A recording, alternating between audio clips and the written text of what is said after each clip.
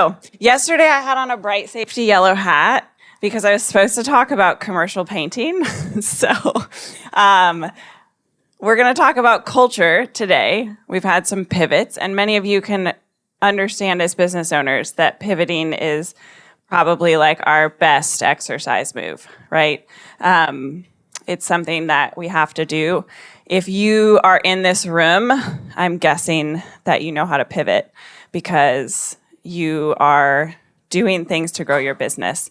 And I think Carolyn said it perfectly. Like, if we are stuck in old ways, when you said that, I was like, that's me and ChatGPT. I refuse. But I'll actually mention later that it is a thing. But also, side note, Carolyn, that was awesome, and thank you. And I always, in my brain, joke, I live in this like world of an oh shit plan. Like, okay, if the world like just ends and there's no more paint companies, what could I do? I was like, surely I could go work for like Sherwin or Ben Moore or something. And then I see Carolyn on stage, like in heels with gorgeous hair done up. I'm like, yep, nope. Couldn't work. So we'll stick to the paint company. So anyways, I'm Maggie. I own Harpeth Painting. We're in Nashville. My husband, Matt, and I started the company in 2017. That's us in the middle with our 3 kids. My oldest is 13, our middle is 9, and our little guy is 6. And I feel like you have to like make yourself relatable. So there's my little slide with all my people. We love outside. We just bought a piece of land. So pretty much every minute of every day, we're out there with the dogs, exploring, playing, doing all kinds of fun stuff. And then the picture on the right is just kind of early days of our company, Harpeth Painting. That was probably 5 years ago, and we've grown a lot since then. So that's kind of my life in a nutshell. I'm either working outside or with my family. So I mentioned this yesterday that I used to teach. I taught English and psychology. And one of the things I loved when I taught English was etymology and just like truly understanding where a word comes from. I think it's important to understand where the word came from to really understand the words we're using. And I know that language change. What was the phrase you said yesterday when we were on the beach? Anyways, it was some lingo phrase that kids are using these days, and I was like, that's not even a thing. It's giving. Did you guys know that phrase? Oh yeah, everyone's like, yeah, okay. No, I learned it yesterday. I'm like, it's giving vibes. You didn't finish your sentence. Yeah, okay. No, it's giving vibes or giving something. You don't just giving. That is grammatically incorrect. So culture, the root of the word culture is to till, to cultivate, or to tend, right? This cultivate is originally an agricultural word. But I thought, what a fitting thing as leaders, business owners, whatever your position is, if you're in here, you are some form of leader in the company, whether you're actually the leader or you serve in a leadership role or you're naturally a leader. The act of promoting growth, right? So cultivating your plants is you're doing the things in the ground to make the plants grow. Cultivate, right? So the root word of culture is that same as cultivate.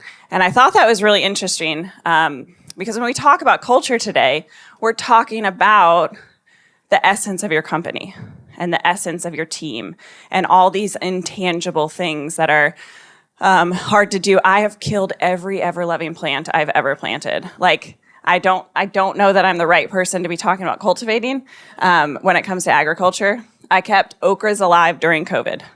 That's about as far as I've gone.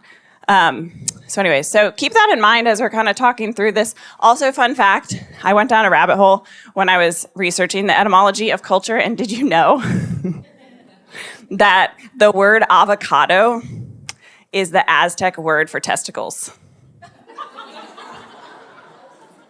Fun fact.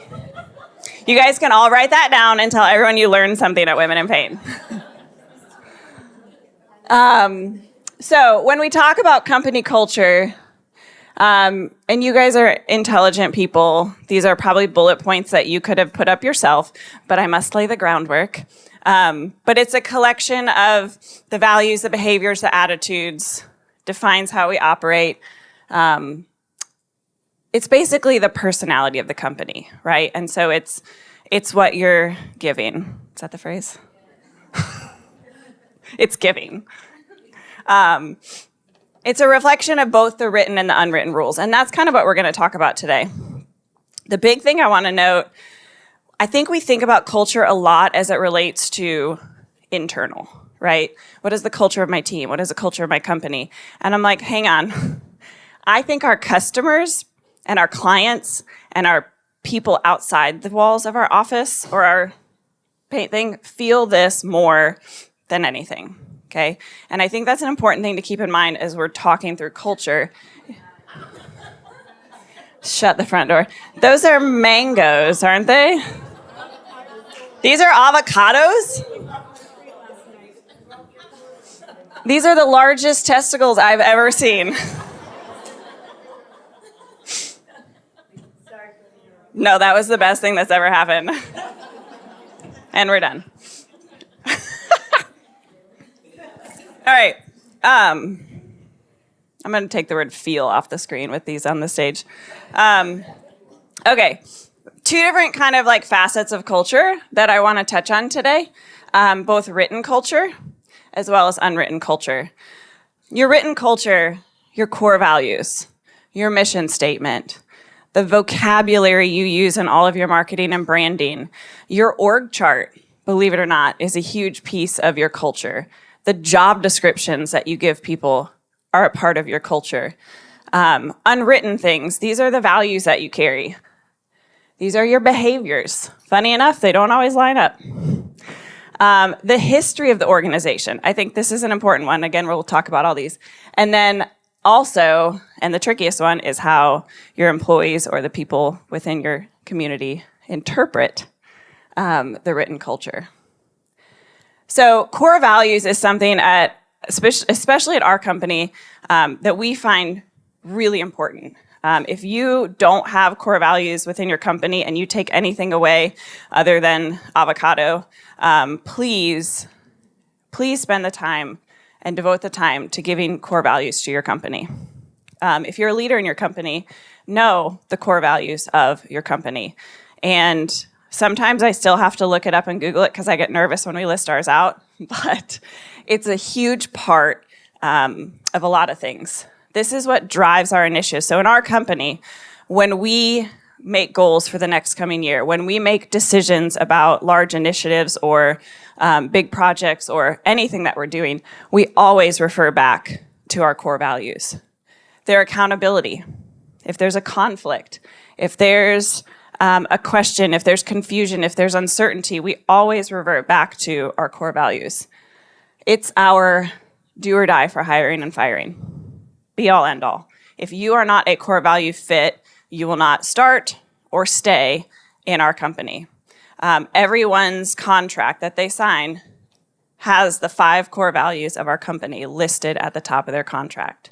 And if you are not upholding those 5 core values, we're probably not going to work out. It's kind of the be all, end all for us.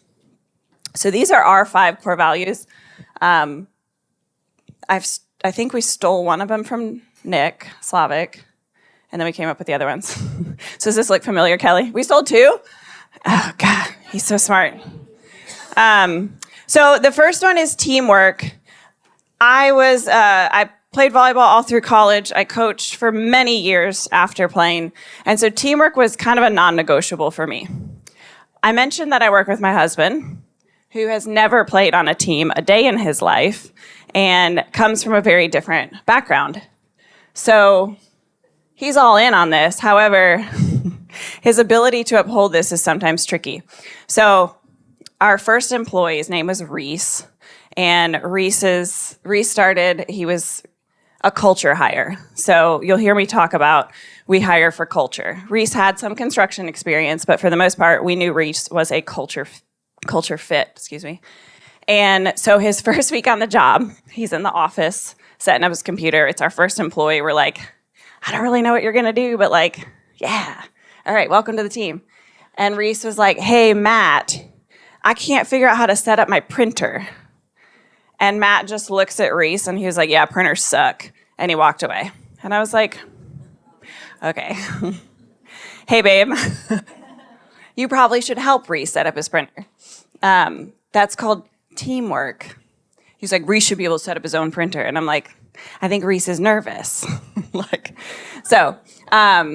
We have grown Matt's teamwork ability since then, but it's a huge part of, we consider, and I know I mentioned this yesterday on the panel, we consider everyone on our team, our vendors, our accountant, our lawyer, our everything. Our clients are part of our team. And so teamwork is really important to me. Continuous improvement. Is this one of the ones I stole from Nick? One of them? Okay. Continuous improvement. We've brought 3 people from our team here. We bring tons of people to Expo. We spend a lot of money bringing in vendors to train our team or experts. We lean into the free trainings that our vendors provide. We have lunch and learns. We do all the things. And continuous improvement is huge for us. Gain and maintain trust. This is definitely one we stole. But it is so true to us, especially what comes to mind. So we are a subcontractor model for the most part. We have a few employee painters. But when it comes to our relationships with our subs, this has been a huge one for us. And if we have anyone on our team, project manager, salesperson, owner, who doesn't trust the people that are in the field, we're out. We're done. That relationship can't sustain. Even if they're the best painters in the world, it's not worth it. It's too important to us. Expertise. This is a fun one. I know, again, Michael and I talked about this a little bit yesterday. We're going to be experts no matter what. I cannot tell you, it's probably weekly that Matt or I get an email from a client who hired another painter and has a question. And I'm going to answer it. And I'm going to answer it honestly, and I'm going to tell them what they should do, knowing that I still don't have that job. We want to be experts in this industry. And that is a huge component of, I think, what makes our reputation strong. And then problem solving. I think it's important to note, problem solving doesn't mean giving the person the solution that they hoped for, right? Your client may want something in the end, but solving the problem might not get them that something, but we're still solving the problem, right? And so we want to make sure that problems get solved and that we're not just jumping ship or saying, no, that's too hard. So those are just some examples. Hopefully some things come to mind. Who in this room has core values? It's about half. Okay, cool. Mission statement. The 3 women that work in my company are probably like, we have a mission statement? Whoopsies. Not our strong point. But something that we are developing and working on in our company. Again, we only started in 2017, so we're still babies in some of these things. Mission statement is a kind of reflection of your core values, but the big piece for a mission statement is now we're talking about your operating principles. Needs to be evergreen, etc. So this is my one attempt at utilizing ChatGPT. We had a brainstorm session with the leaders in our team to come up with a mission statement last year, and we came up with some, but we didn't like them, and so we asked ChatGPT to rewrite them over and over and over again. So great use of technology. But again, this is just another way that our words are on paper for people to see. Our culture is live in Word. Branding vocabulary. How your company talks is really important. We use specific words in our company, and again, this is something that we're still building out on paper, but I don't refer to anyone in the field as a painter when I'm talking. They're our crew. They're our team. We don't refer to prices that we send out as estimates. It's not an estimate. I know it's going to cost this much. This is your proposal.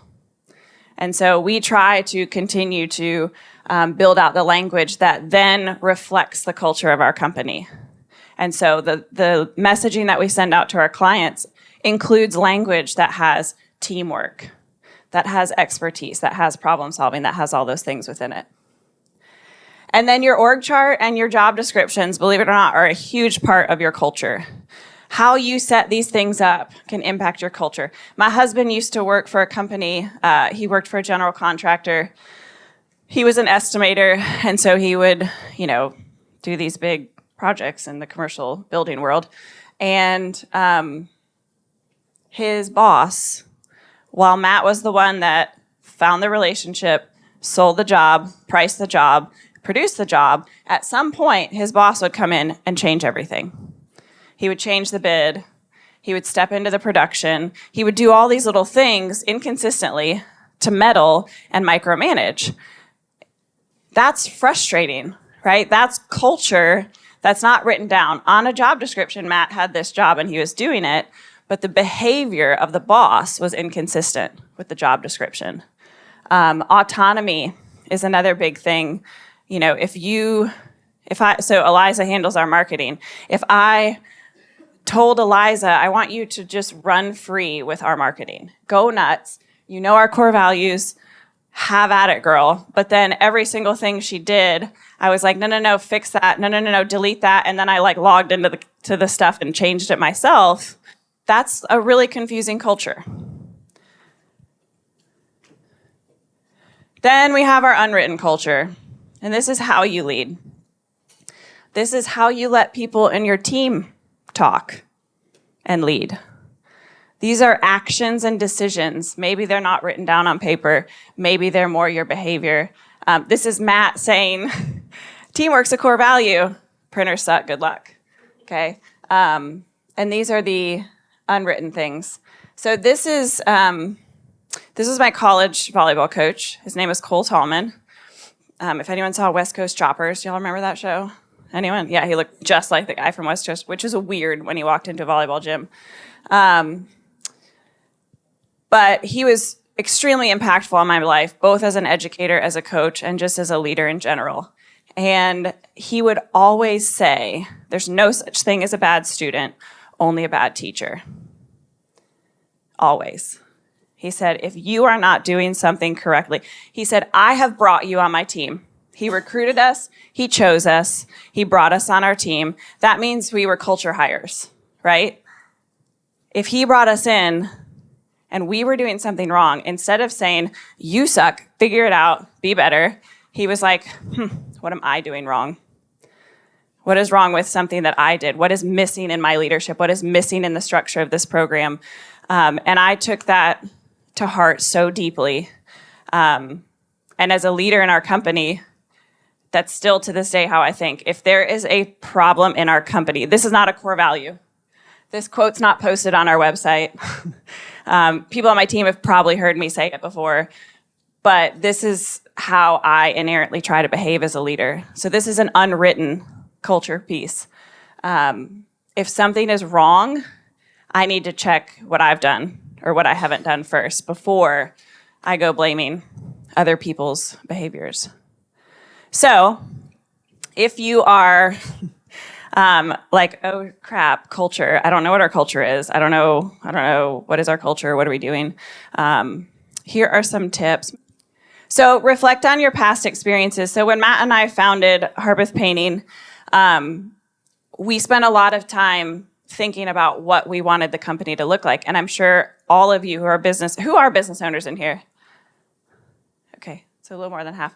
I'm sure you did the same thing, right? At some point, you dreamt about what your company felt like, right? What it felt like to be in your company, what it felt like to hire your company. And if you haven't, you probably should. And what we did is we reflected on past experiences. So I reflected on people like Coach Tallman. I reflected on people like teachers that I had. I reflected on bosses that I had. My husband reflected on good and bad bosses that he had. And we really tried to think about what was good and what was bad. It's such an easy exercise, right? Everyone in this room probably has a leader in their life that they looked up to and they liked something they did, correct? Yeah, a name, a human, a face, something's popping in your brain. Also, everyone probably had someone that annoyed the shit out of them, right? Maybe? And acknowledge where you are now. I think this is a really important one. Whether you believe you have a culture in your company, whether you're working on growing it, whether you're like, holy crap, I've never thought about this until today, you need to acknowledge where your company is now. Because if all of a sudden you decide, no, screw it, I'm going to make this big company, it's going to be this, and these are going to be our core values, and it's going to be awesome, and it's like on the opposite side of the spectrum from where you are now, that's going to be very disruptive. So you need to acknowledge where you are, right? Baby steps. Dream of what it could look like. This is kind of like the past experiences. Matt and I read a book, No Rules Rules. Has anyone read it? No. Cool. You guys got a new book to read. It's about the CEO and founder of Netflix. And they have a very interesting company culture. And it is all embedded in the idea of no rules rules. And so no one in the company has a budget. No one. And so if you believe that your decision is what's best for Netflix, have at it. Okay? No one in the company has hours. You work the hours you need to do to get your job done. And that's something that Matt and I both really loved. And we, for the most part, keep within our company. We don't have hours. We don't have a vacation policy. We don't have budgets. I mean, you know what I mean. But like, I'm not giving someone on my team X amount of money to spend. I'm not telling them what time they have to show up to work. I'm not telling them when they can and can't take family vacation, because they're core value hires, they're culture hires. And if they're doing what's best for the company, it's going to be fine. Be humble, ask around. Obviously, I stole 2, if not more, of my core values from Nick. Also, just seeing what other people are doing. There's nothing new under the sun. Okay, you're not going to come up with some core value that's earth-shattering and you're going to write a book and become a millionaire. Sorry. So lean into what other people have done. I'm a youngest child. That's what we do, right? We watch what other people did right and wrong and we survive. And then start putting pen to paper. When we decided we wanted to have core values, we just started writing things down over and over and over again. We had each had a notebook and we just write down words. And we'd be like, scratch that word, I love that word, scratch that word, I love that word. And it was like 6 months of us just literally writing things down on paper before we kind of had it figured out. So, again, most of you are owners, some of you are not. If you're not an owner, like I said, you're here because you have some form of leadership. Okay, whether you are naturally a leader within the company, whether you are defined as a leader, whatever it is, you have some type of role in this company. So managing culture is important, but this is really especially to the owners. Your culture is going to grow and it's going to change, and you have got to stay focused on this. It is one of the hardest things as a leader. And you know what? I know there's a lot of solopreneurs in here, or people who were big and maybe are back down, or are currently just 1 or 2 and going back up. This is true for you, because remember I said this also is your clients and your vendors and your people and your community. Culture is not just for people that have a 100-person company. Okay? How you behave as the solopreneur, it feels, okay? So, this is my son, Sam, and our new puppy, because we're idiots. And we have 2 labs, and we got a 3rd puppy last week. And it was at an auction. I mean, it was like the dumbest thing ever. Fundraiser auction, just to be clear. It wasn't like a puppy mill auction. But I think Jen was at the last time I gave somewhat of a culture talk, and we put our other puppy on the screen because we're idiots. But anyways, so big dogs, big problems is something my mom used to say. I grew up with a lab. Her name was Jasmine, and she was a chocolate lab. And my parents weren't really, we're really big into training animals. They all have jobs. They hunt. They do all these really cool things. My parents were just like, we're going to get a dog. And our lab ate everything. Jasmine, one time in the yard, my mom found, and I quote, a tampon, a $20 bill, a tube sock, and half of a firework.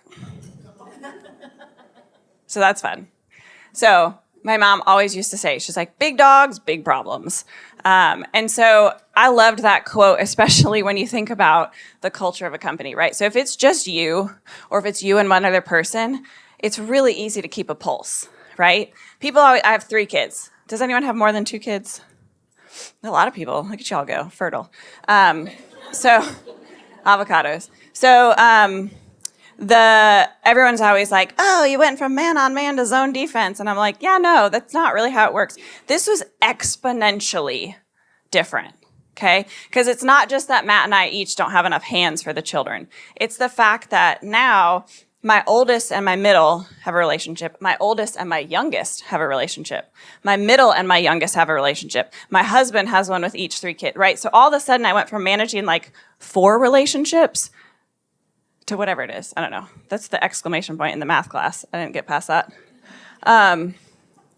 So it's an exponential growth, right? So if you're small, managing culture is easier, especially if you pay attention to all these things. Every employee that you add is an exponential factor, right? Every vendor that you add is an exponential factor. All of these things grow way faster. And so big dogs, big problems, right? It's way more expensive to spay a lab than a chihuahua.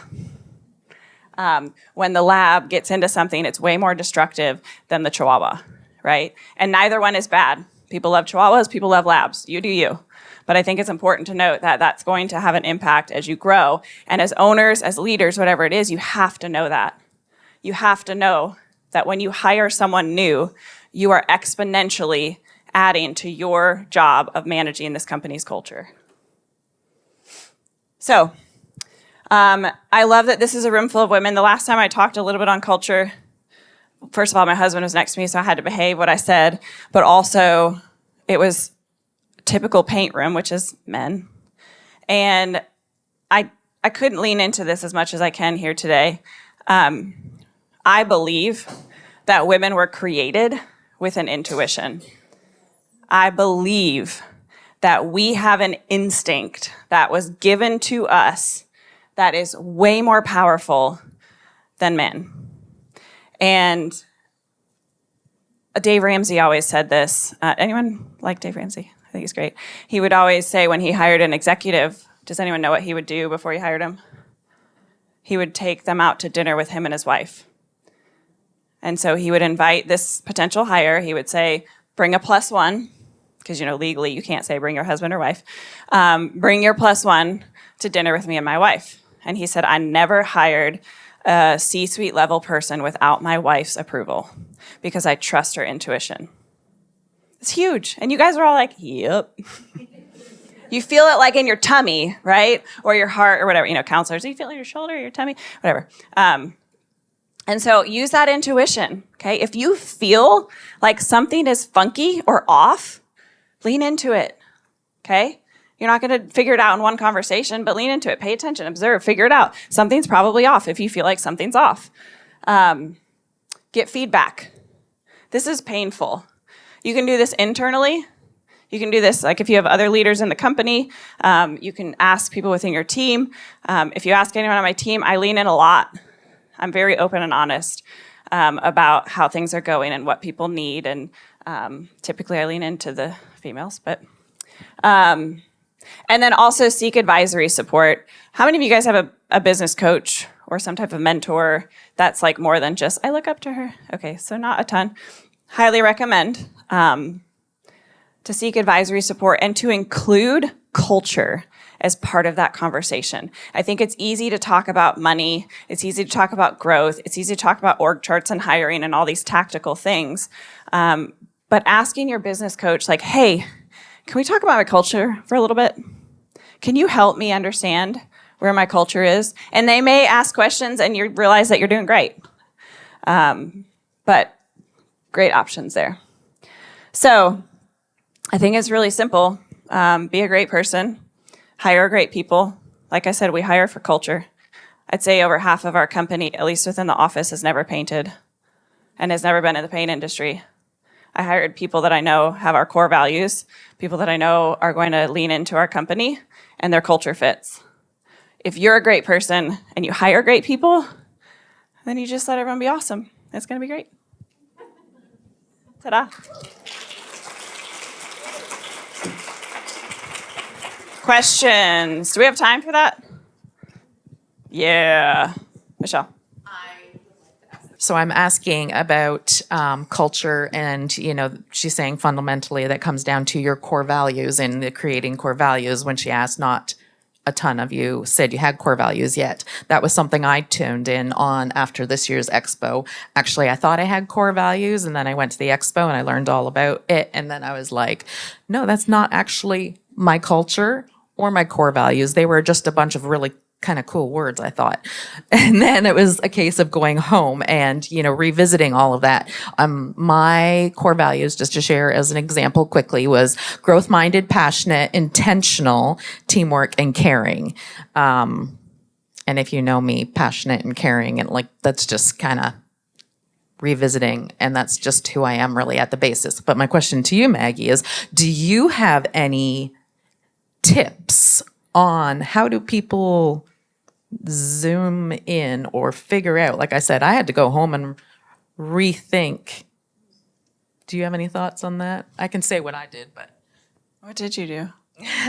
what I did, and I don't have I can't pull it up on I actually went home and I wrote down on sticky notes, just like little, sticky notes, Yeah. a whole bunch of words. I ChatGPT'd it, I Googled it, whatever, and I just wrote all the words out and then just started putting them into columns and then kind of narrowed it down and then talked it through and actually asked my team and my husband, like, if I was to ask you, would you say, and then got somebody else's opinion, because sometimes we don't see ourselves correctly. But Yeah. I don't know if you have tips on how to help people establish. I think, and I mentioned this, but probably not clearly enough, is just it has to be a process of brainstorming, right? So going back to that, I was a teacher and I was an English teacher, and you brainstorm, right? You learn how to do Venn diagrams and webs and all these things, and you don't always put in your paper what you brainstormed, right? Your rough draft is never your final draft. And I think having that rough draft process for months is key. So we've landed on core values, right? We got our 5. Now we're going to sit and we're going to see how they apply to situations that come up, right? So we're going to test it, right? So, all right, we're sitting on our core values. Oh, shoot, we're having an issue with a sub. I'm not feeling it. Things are going wrong. How does this connect to our core value? Oh, trust. That was easy. Yeah, okay, check. That core value holds, right? And so almost giving it the live test, right? Once addressing it with your team, et cetera, all those, but you got to think about it just as the writing process. And in the end, I think like what you said, you may have core values that aren't real. And that takes like a humble pie to swallow it and redo it, right? The pride in me hates having to go into my team and be like, yeah, I know I said we were doing this, but I was so wrong. We're going to do something else. You guys were right. And so, yeah, just making sure that you have that humility to test it out and just continue to iron out your rough draft. Or scrap it and start over. Been there, done that. Hey, Maggie, great presentation. Thank you so much. Something that really caught my attention is when you're talking about your culture hires, no vacation max, no start time. Mm-hmm. Our business is selling labor.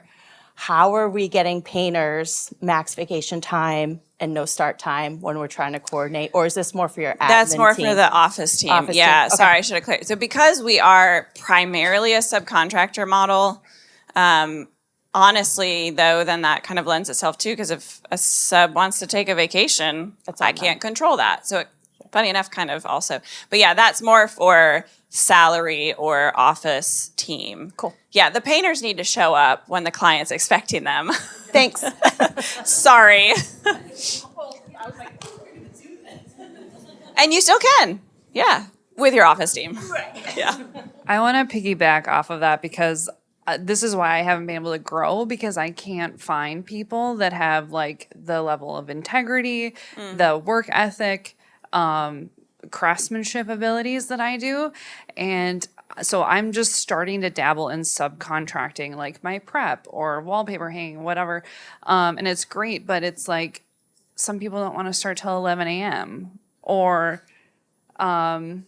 they're the kind of people, like I can paint and talk at the same time. And they're the kind of people that'll like stop painting to sit and talk. And I'm like, can ya work like while we talk?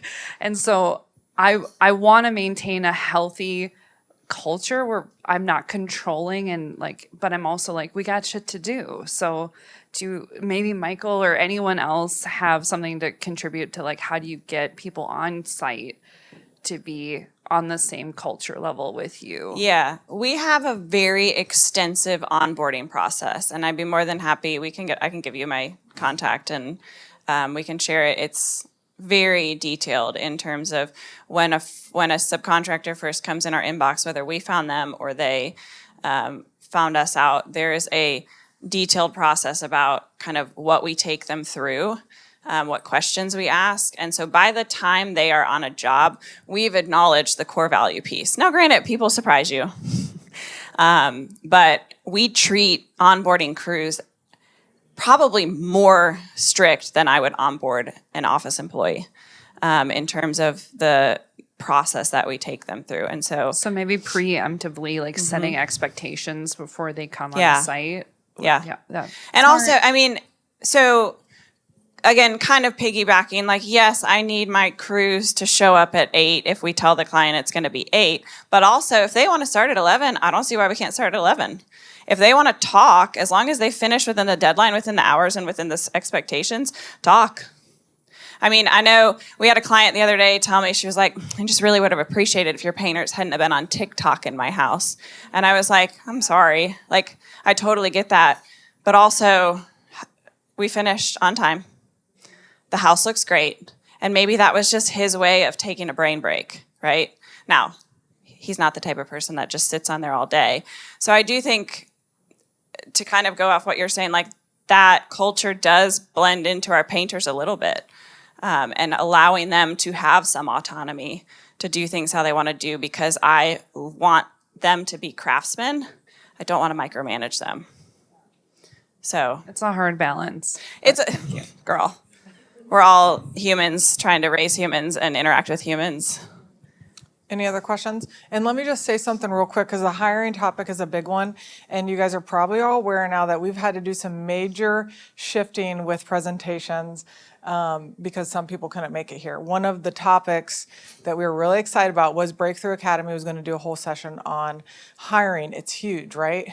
But I did just do a podcast on the Women in Paint podcast with Erin from Breakthrough Academy, and she talked through the hiring, and she's got documents and all these worksheets that we can provide. So it's a big one, and I will certainly commit that next year at Women in Paint we're going to have a real hiring session, because it's a huge topic. Any other questions for Maggie? Yeah, so there's a Women in Paint podcast, and I'm the current host. Some of you have been on the show, and I hope a lot more of you are, because there's some amazing stories in this room. So connect with me, and we'll make sure that you can check that out. And I think you'd be a great guest. Is anyone using any culture metrics? So when you're like forecasting and planning for your next year, are you tracking anything or any parts of your culture? And if you are, what are you using? Interesting. You're tracking culture? Speak. So we also have core values. So we live in the EOS world. We do people analyzer tool. So basically we have our core values and we rank each employee, and like we have a certain number for our bar. If they're falling below the bar, then it's like a conversation. Hey, what value are you not living? More of a coaching conversation. We're not technically firing anybody at that point, just working on areas that they need to see improvement. And then also like the right people, right seat. I don't know if anybody's familiar with EOS, but just making sure that people are in the right seat, because they could live our values and be a core value fit, but not necessarily in the right seat. So it's like, can we move somebody over? For instance, we had a business development person who was going door to door didn't do well at that job, didn't like that job, but now he's our brand ambassador and he still lives our culture and is still a big part of our company. So that's just how we that's measure great. a little bit. Yeah, we don't have metrics per se. I think that's more where we lean into the unwritten and the intuition and all those things.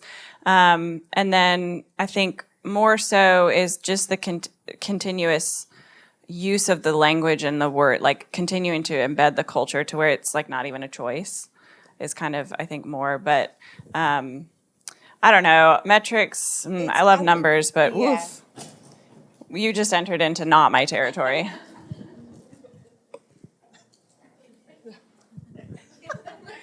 Yeah, when somebody said the word metrics, I didn't think numbers, but I was thinking about how we measure, and we don't measure with numbers, but one thing we do is value-based recognition. So a lot of times, like when we do like shout outs and like words of affirmation, like we do like value-based recognition, and we recognize people in our company based on the value that they're exuding. Yeah, that's great. So it depends on their love language. Like when we hire people into our company, I'm really big about like knowing them and seeing them as who they are. So we do a lot of like, I talk a lot about like the DISC and love languages. And basically I like to recognize people based on how they receive love, like how they want to be loved. And so it just depends. Sometimes it's words of affirmation, which is really great for like Facebook and Instagram shout outs. Sometimes it's gifts. Sometimes obviously like physical touch is weird, but like a lot of people take that out of context. So like it's the painter who like wants a fist bump for a really good job, or something like that. So, or like a high five, like when they do something great. So that means like a physical touch need. So it just depends on their love language. Yes, question. I'm gonna let stop it. Stay over there. Yes, ma'am. Who had a question? Miss Rhonda. Whatever you say. I love all the sharing, and it made me remember back. It's been a minute since I've run crew, and one of the things that we used to do is have the guys acknowledge each other. So it's one thing for me to say it, and yeah, you're doing great, but like I pay you to be great, so you better be. But to have his coworker, man, thanks for washing my brush, or whatever, Yeah. or good job of handling X, Y, and Z. And the other question I would ask when they were acknowledging each other is, even if they're not the field lead or the superintendent or the person in charge, I would ask them, did you get to be a leader today? Like, because everybody That's cool. individually, back to your autonomy and accountability, you're still responsible for that bucket and that brush, and then they would share out, yeah, I had to do this, or, so-and-so was on break and this needed to happen, or, we did a lot of apprentice training. So just giving them, we call them implaneurs inside of the company. So, I'm a promise maker, but I need my promise keepers to do what they need to do in order for all of us to be successful. That's amazing. I love that. Snaps. Maybe one more so we can try and get back on track. This is great. They're done with me. We're good. All right.